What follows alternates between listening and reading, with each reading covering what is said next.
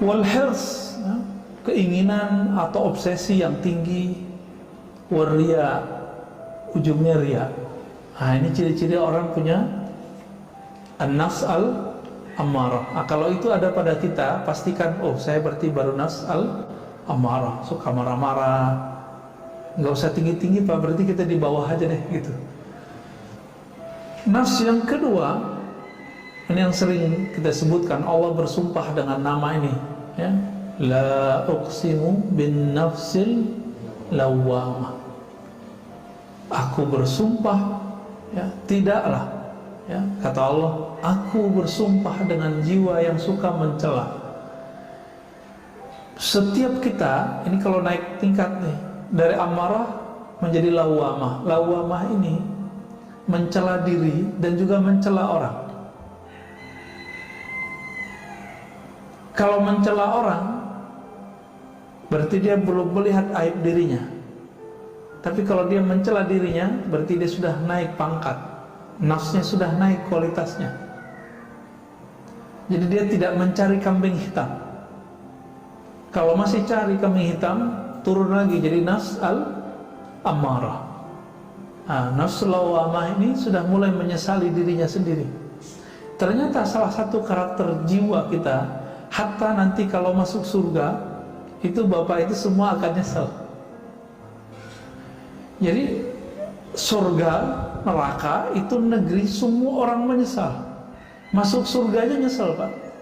Kok dulu lama main YouTube tapi kok nggak lama berzikir. Kok dulu suka jalan-jalan tapi tidak suka bersedekah. Kok dulu begitu semua. Bahkan para wali-wali Allah itu menyesal karena kurang ma'rifatnya kepada Allah. Apalagi kita, ya. Ini nafsul lawamah. Kalau dia sudah bisa tidak menyalahkan orang lain, dia mulai menyalahkan dirinya. Ini coba lihat, kita kalau satu tim kerja, terus ada masalah, kita nyalain orang apa nyalain diri? Kalau masih nyalain orang, mesti nafsul amarah. Tapi kalau sudah menyalahkan diri, lalu kita perbaiki, langsung dia naik menjadi an-nafs al-mulhamah. Jiwa yang dapat inspirasi, tapi inspirasi itu dua. Fa'alhamaha fujuraha wa taqwaha. Allah itu memberikan bisikan kepada manusia, silakan dia memilih. Ada yang baik, ada yang buruk. Itu pilihan kita. Pilihan inilah yang dipertanggungjawabkan nanti di akhirat. Tidak Allah cuma kirim sinyal, silakan kita pilih. Jika kita memilih kebaikan, lalu menahan diri dari keburukan, dicobain istiqomah. Biasanya 40 hari istiqomah, orang bisa langsung naik ke an-nafs al-mutmainnah. Apa arti mutmainnah? Jiwa yang sudah stabil, nggak labil lagi. Jadi kalau yang mulhamah ini, karakter mulhamah apa? Tidak bisa mandiri dalam kebaikan. Jadi kalau dia di komunitas orang-orang yang jahat, dia jadi jahat. Di komunitas orang baik, dia jadi sangat baik. Itu mulhamah.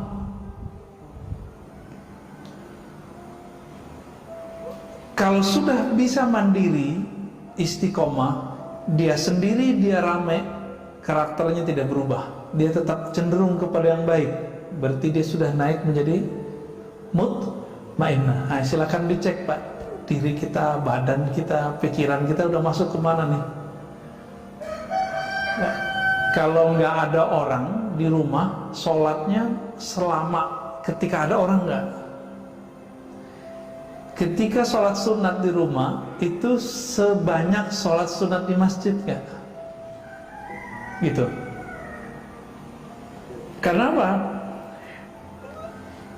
Ketika orang itu sudah mandiri secara rohani, maka dia tidak bergantung dengan pengawasan orang. Yang dia butuhkan adalah merasa diawasi oleh Allah Subhanahu wa ta'ala. Apa jalan pintas dari nafs ammarah biar langsung ke mutmainnah? Jalan pintasnya cuma satu. Ini yang dikatakan dalam surat Ar-Ra'd ayat 28 yang sering kita baca. Ala bidzikrillah tatma'innul qulub. Ketahuilah, hanya dengan menyebut nama Allah, kita tambahkan sebanyak-banyaknya, maka dia bisa langsung naik ke menjadi mutmainnah. Jiwa yang tenang itu, kalau dia istiqomah di sini, maka dia akan mulai meridhai kehendak-kehendak Allah. Meskipun nanti, ini mohon maaf, mutmainnah ini bisa jadi Allah jebloskan lagi masuk ke dalam maksiat. Dia apakah putus asa kepada Allah atau dia cepat berpulang kepada Allah? Dijebak salah, apakah dia masih menyalahkan orang atau kemudian dia menyalahkan dirinya sendiri lalu memperbaikinya? Ini nafsu mutmainnah itu masih diuji, Pak. Masih diuji. Maka salaful Nabi pun diuji. Nabi Yusuf itu pernah bercermin. Dia mikir, kalau saya jadi budak harganya berapa nih? Merasa cakep deh. Bener, Allah buat skenario, beliau dibuang ke sumur. Itu bukan sumur kayak sumur di Indonesia. Sumur di sana itu kayak telaga aja. Ya, dibuang ke sana. Terus apa yang terjadi? Dipungut oleh orang, dijual, dan harganya murah. Itu ujian Nabi Yusuf. Karena dia pernah kagum melihat wajahnya, maka diuji dengan wajahnya. Wah, kita berapa kali Pak diuji, ya. Nabi Musa alaihi salatu wassalam, ketika beliau diuji satu pertanyaan, adakah orang yang lebih alim darimu, hai Musa? Apa jawaban Nabi Musa? Enggak ada. Maka diuji dengan Nabi Khidir.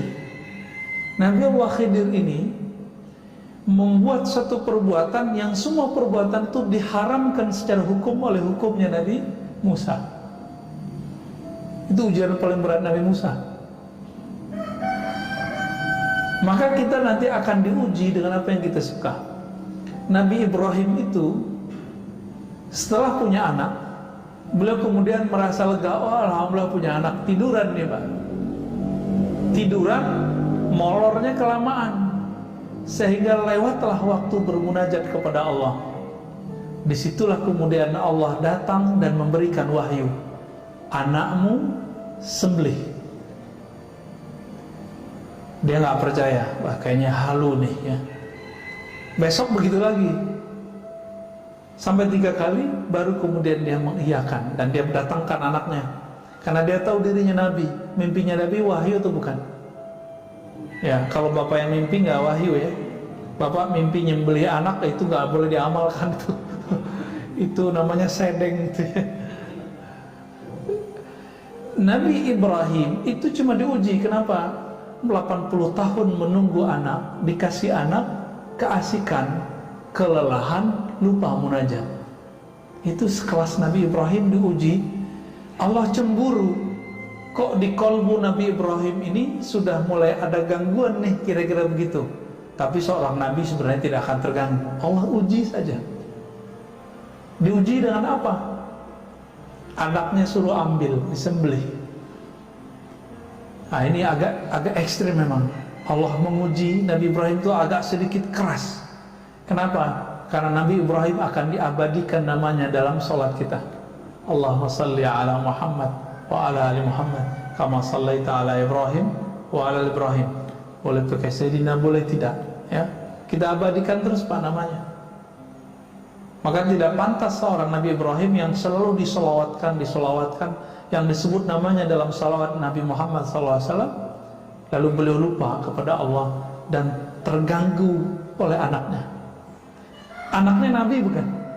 Ternyata anaknya Nabi. Semua anaknya Nabi Ibrahim itu Nabi. Saya pernah cerita di beberapa tempat, atau baru satu tempat ya. Nabi Ibrahim itu kan yang kita tahu istrinya cuma 2, Siti Sarah, Siti Hajar. Siti Sarah itu dari kampungnya, Siti Hajar dari Mesir. Padahal ada yang ketiga, namanya Siti Qanturah. Ini disebutkan dalam Tarikh Tabari, sejarah yang ditulis oleh Imam Tabari, pengarang tafsir.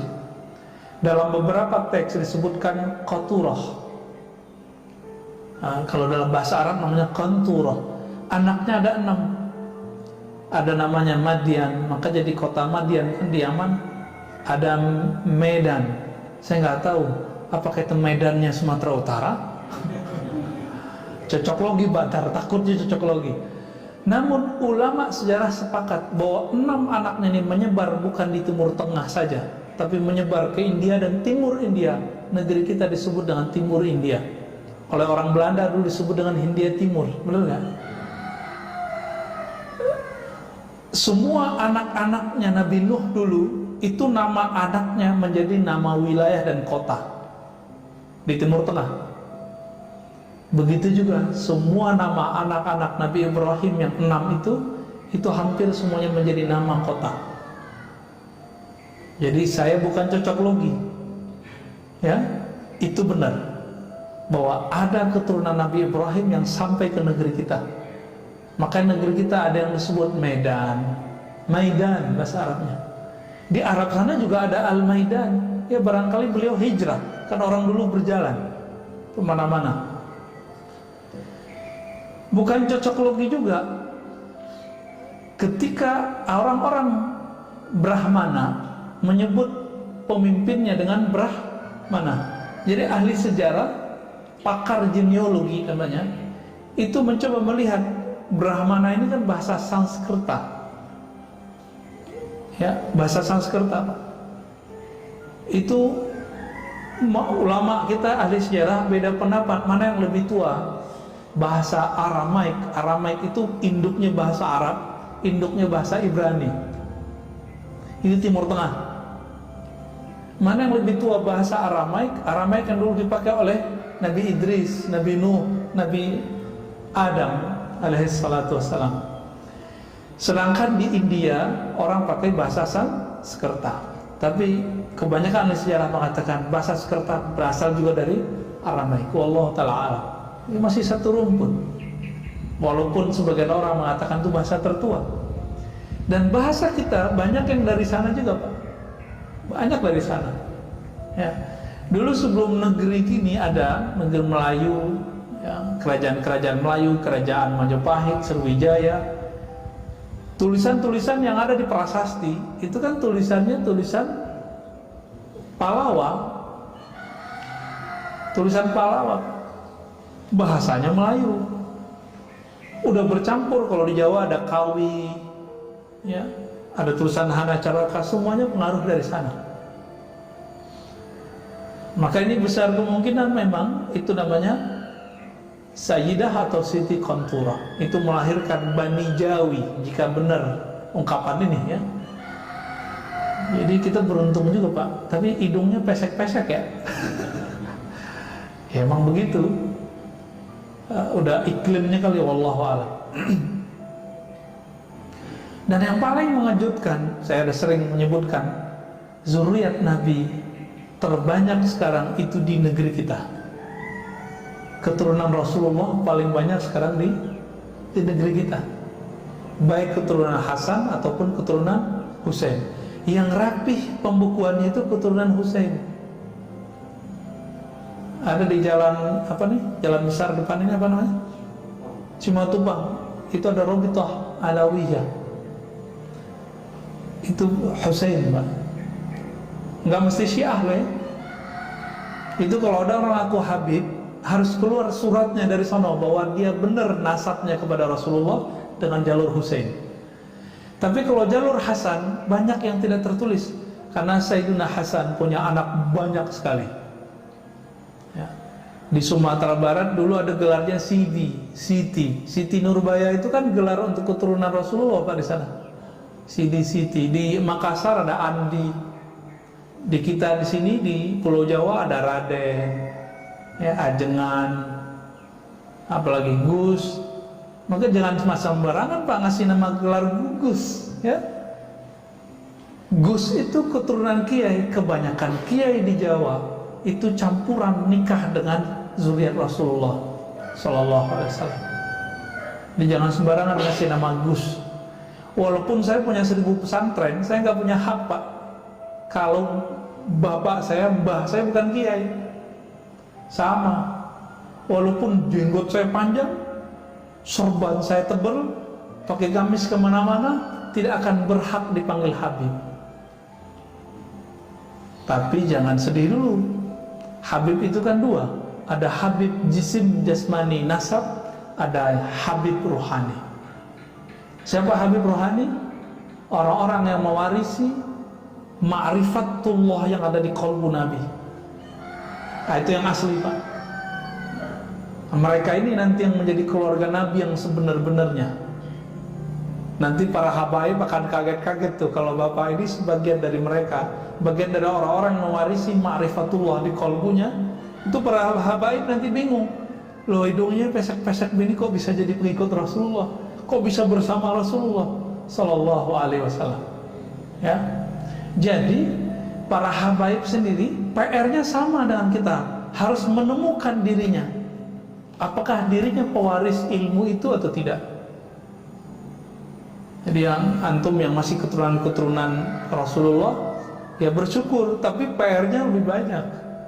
Harus betul-betul seiringan tuh nasab jasadnya dengan nasab rohaninya. Ya. Nah, kembali ke mukhalafatun nafs, ya.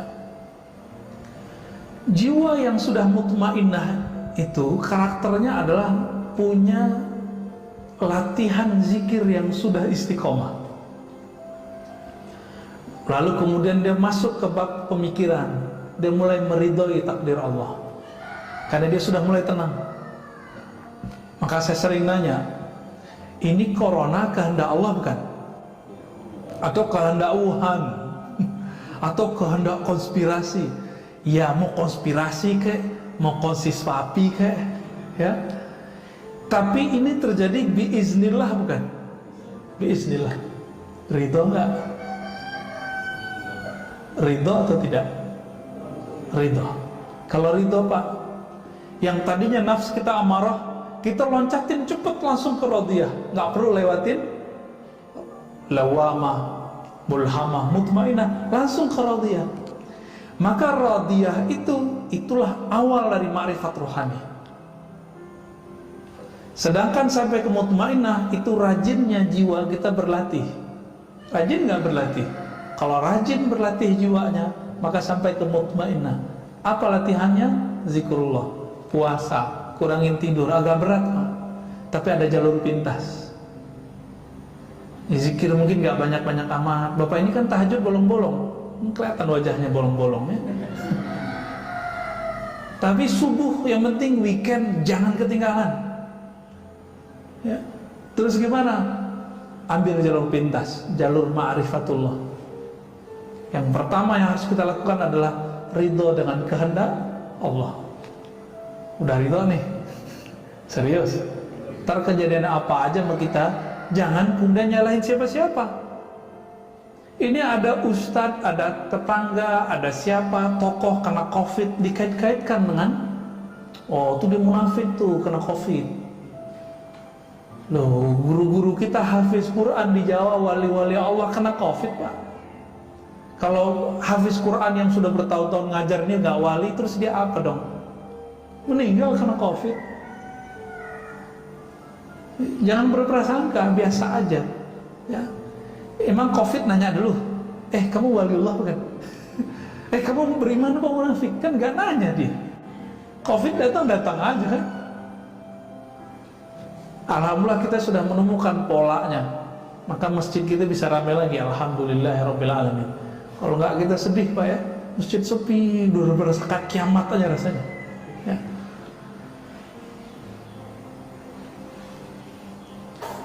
Itu kalau sudah ridho, dan ini persepsinya kalau sudah konstan, saya ridho dengan semua kehendak Allah.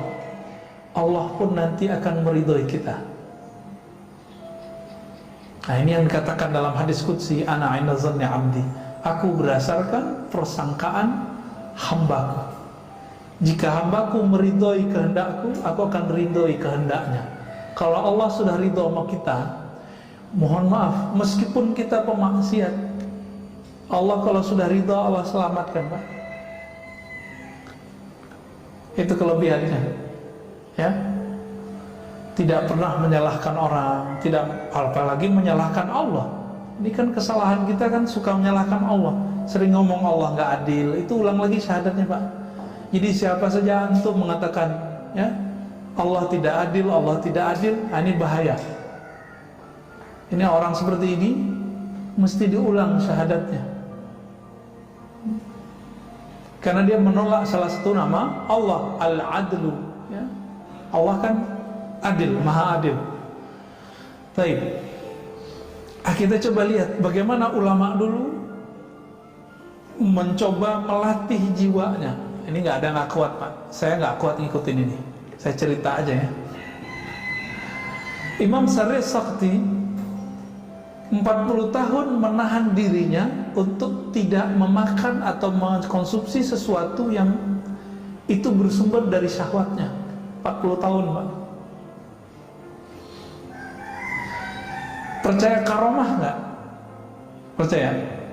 Kalau ada orang zikirnya sudah istiqomah, tiba-tiba sejadahnya naik, percaya nggak? Percaya? Oke. Baru saya bacain Pak isinya. Kalau nggak percuma kita berceritain ya. Wa ruwiya rajulun jalisan fil hawa.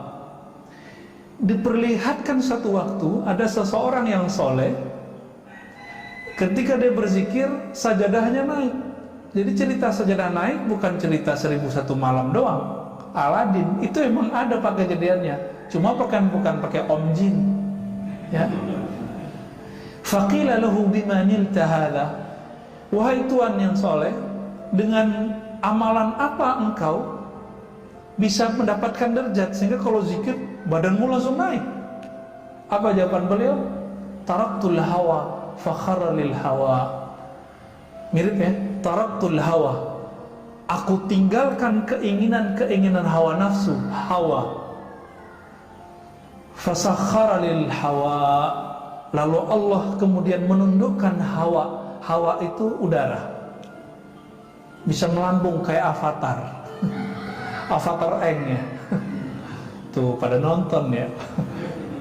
Sama aja sama bocah-bocah ya. Ya emang begitu kita Pak. Kita terhibur dengan melihat yang sebenarnya imajinasi itu ada ya. Dulu saya punya seorang guru. Guru saya ini tinggal di rumah mertuanya, nggak kelihatan kerja. Mertuanya marah, kesel sama dia, kayak jadi beban. Padahal banyak orang yang menghantarkan rezeki ke sana. Ada yang berobat, ada yang minta doa, ada yang minta ngaji. Ini guru saya nggak pernah ninggalin sholat duha, tidak pernah ninggalin tahajud. Setiap hari sholat tasbih. Ada yang setiap hari Pak sholat tasbih? Bawa tasbih aja enggak. Zikir pagi sore aja boro-boro. Ini tiap hari deh. Saya pernah ngikutin beliau waktu masih umur 12-13 tahun, sholat semalam 100 rakaat Pak, saya pernah ngikutin 100 rakaat. Untung ayatnya kuliah kulhu Pak, kalau enggak gempor juga kita ya. Di saat mertuanya bersuuzon, biasa orang kalau sudah umur agak tua kan kalau malam-malam bangun, jam 2 dia bangun mau buang air kecil. Rumahnya rumah panggung, mau turun. Karena tempat zikir itu nggak ada bisa di kamar, dia zikir di belakang ruang tamu. Masuk ruang tamu belakangnya. Ketika dibuka pintu oleh si mertua, dia lihat noleh kiri kanan, kaget. Pas ngeliat ke kanan, itu sajadah udah nyundul ke atas kepalanya. Jadi kepala orang yang duduk di atas sajadah. Pas dilihat siapa? Dikira hantu Pak. Ternyata mantunya. Mau pingsan. Semenjak saat itu dia nggak berani lagi menyindir, ya, ngata-ngatain. Di kampung saya itu kata-kata sindiran itu betul-betul dahsyat, ya. Dunia kata-kata di sana tuh, orang pintar ngomong di situ, ya. Sampai dosen kita di salah satu kampus di Jakarta, saya tanya, Prof, kok nggak pulang kampung? Oh nggak kuat, nggak tahan sama kritik orang kampung katanya. Udah biasa di sini dicium tangan, ya kan, orang Jawa, orang Betawi, orang Sunda kan, jangankan guru ngaji, guru kimia aja dicium tangannya, ya kan? Tiba-tiba ada ustadz bilang cium tangan sama dengan menyembah guru, nisfu sujud. Dia nggak ngerti budaya, dia coba akal-akalin budaya orang dengan pemahaman yang dangkal. Nah, ini yang kemudian jadi panutan orang hari ini. Nauzubillah min dzalik. Jadi ini kejadian, Pak. Kejadian ada sejadah naik, tinggal dia jalanin aja tuh sejadah sebenarnya. Ya.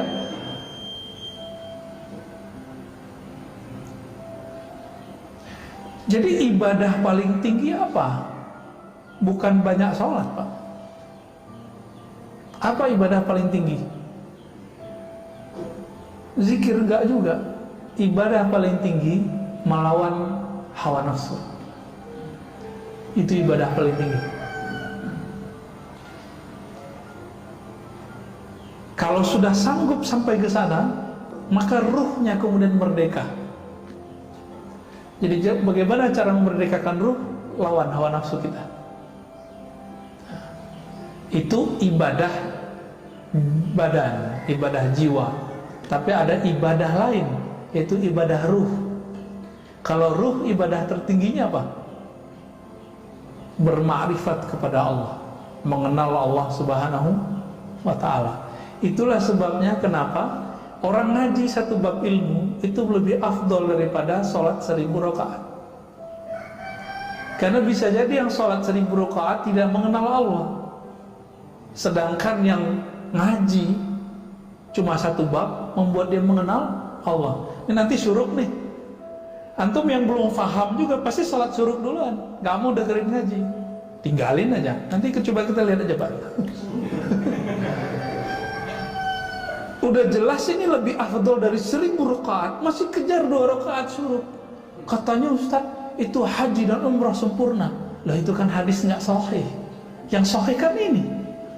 Itu hadis paling tinggi cuma hasan li ghairihi. Nggak sampai Pak sahih.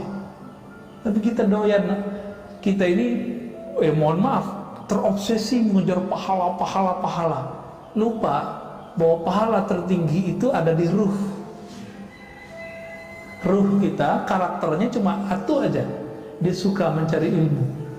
Bapak kalau nggak ada ruhnya bercahaya ini nggak akan berani duduk lama di masjid, pasti takut corona. Ya. Tapi karena ruhnya itu kuat, kita dibentengi Allah, Pak, tenang aja. Allah bentengi. Orang kalau nggak takut corona, apa yang terjadi? Karena hobi dengan nafsnya, rame Pak mall. Malam tadi saya kan belum sempat tidur kecuali di mobil nih tadi, karena ada yang nganter pulang. Toto udah nyampe aja di rumah jam 3:30 ya, jam 2:30 kita jalan dari Jakarta Timur dekat Bekasi, nyampe di rumah 3:30. Ya, itu aja tidur aja tadi tuh 1 jam ya, 1 jam kurang malah. Ketika saya tidak mengikuti gerakan ruh, saya malas loh Pak kesini. Kenapa? Mendingan tidur. Ya. Saat kita jalan malam-malam itu, orang masih ramai Pak di luar. Gak ada orang takut corona hari ini. Orang takut karena tidak keluar, dia tidak bahagia. Jadi kehendak nafs aja bisa mengalahkan takut corona. Masa kehendak ruh kalah? Tapi ya buktinya begitulah ya. Cuma ya masjid kita jangan penuh-penuh amat, ntar jadi ramai juga Pak. Udah begini-gini aja udah. Ya segitu-gitu udah cukup lah, alhamdulillah. Apa kata Imam Ibrahim Al-Khawas? Man taraka syahwatan falam yajid samarata tarkiha fi qalbihi fahuwa kadhib. Orang yang mencoba meninggalkan salah satu kehendak nafsunya tapi tidak ada efek rasa manis di dalam jiwanya, berarti dia masih belum sungguh-sungguh.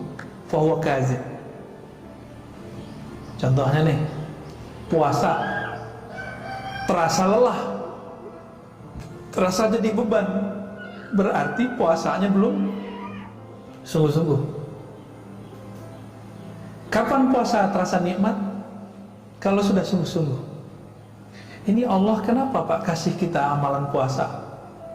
Karena kalau nggak dikasih puasa, satu teguk pertama waktu berbuka itu nggak akan pernah kita ingat. Jadi supaya kita menghargai satu teguk itu, Allah suruh kita berpuasa dari terbit fajar sampai terbenam matahari. Maka orang-orang yang sering menahan kehendak nafsnya, jiwanya itu, dia akan menikmati hidup di dunia meskipun dapatnya sedikit. Tapi orang yang mengikuti, menuruti semua keinginannya, mau dikasih berapa aja nggak akan puas. Ya.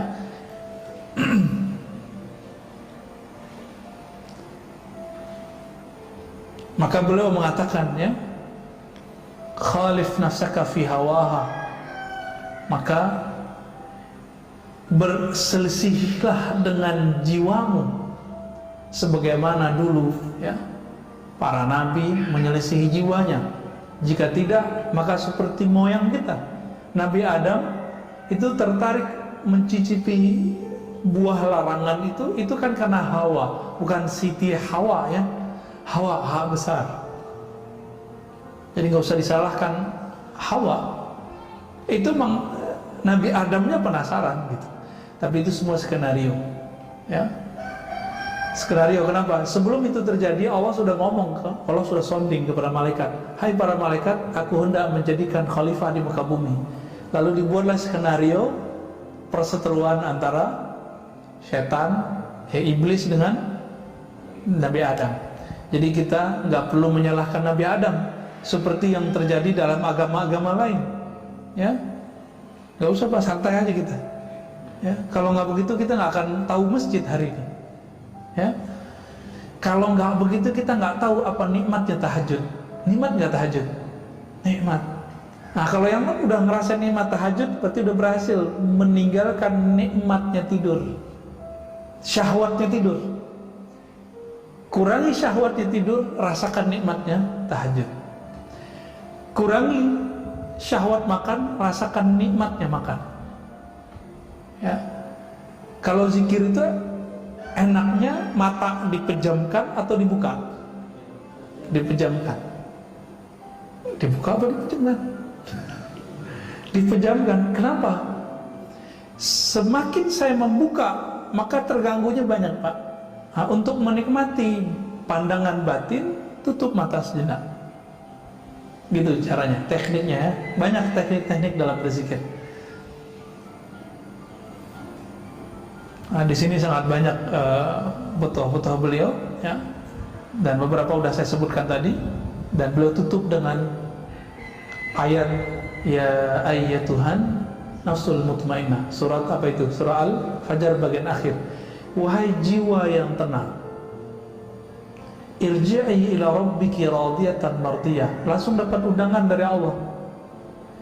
Pulanglah kamu ke sisi Rabbmu dengan rasa ridha dan diridhoi meskipun masih di dunia. Mereka yang disebut wali, Pak.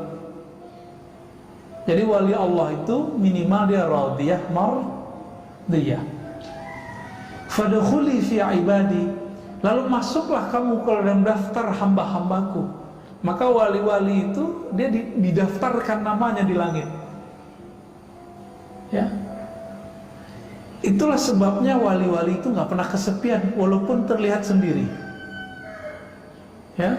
Wadkhuli jannati, masuklah ke dalam surgaku, ya. Coba kan Nabi mengatakan Allah Ta'ala menciptakan neraka, surga.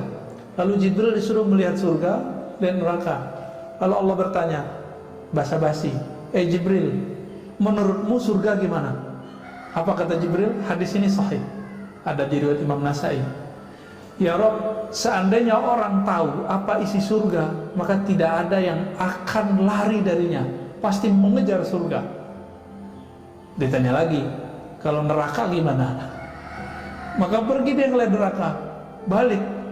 Ya Rabb, seandainya orang tahu isi neraka, maka tidak akan ada yang berani mendekatinya. Lalu Allah ciptakan pada surga dikelilingi dengan hal-hal yang tidak disukai oleh jiwa kita, nafsu kita, disebut makarih.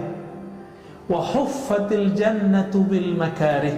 maka surga Allah balut dengan hal-hal yang tidak disukai oleh hawa nafsu. Wa huffatin naru bisyahawat, lalu Allah balut, Allah hiasi neraka itu dengan syahwat-syahwat, keinginan-keinginan rendahan. Lalu Allah tanya lagi Jibril, apa kata Jibril? Ya Rabb, kalau begini balutan surga, mungkin gak ada yang sanggup memasukinya. Ngelihat langsung pergi. Dilihat lagi neraka, apa kata Jibril? Ya Rabb, kalau begini gak akan ada yang selamat. Tuh bahaya gak Pak? Jadi kalau bukanlah karena rahmat Allah pada diri kita, kita gak selamat. Jadi walaupun kita sekarang taat atau apapun, jangan pernah merasa diri kita yang taat. Semuanya rahmat dari Allah. Bisa keluar dari maksiat itu karena rahmat bukan? Atau karena kita hebat? Saya yakin bukan karena kita hebat, Pak. Sehebat-hebat orang, sehebat-hebat Barsisa. Barsisa itu tadi sama. Itu zikir ngawang deh. Karena saking terkenalnya si Barsisa ini, maka datanglah banyak jamaah. Udah gak muat kata Barsisa, ente duduk di atas. Dulu belum ada lantai 2. Di atas itu maksudnya apa? Berlapis-lapis Pak. 1, 2, 3 sampai kemudian ke bagian yang tinggi. Apakah dia waliullah? Belum tentu. Kenapa? Karena dia merasa begitu, merasa taat dengan riyadhahnya, latihan-latihan dirinya, maka dia tidak jadi kekasih Allah. Kalau dia kekasih Allah, pasti Allah selamatkan ketika maksiat. Terjebak maksiat nggak Barsisa? Terjebak. Kita ini kan tidak ada yang terjamin nanti nggak maksiat, benar kan? Maka mintalah rahmat Allah. Maka Nabi berdoa, nih silakan diamalkan doa ini Pak. Allahumma rahamni bitarkil ma'asi. Ya Allah, rahmati aku, sayangi aku dengan meninggalkan maksiat.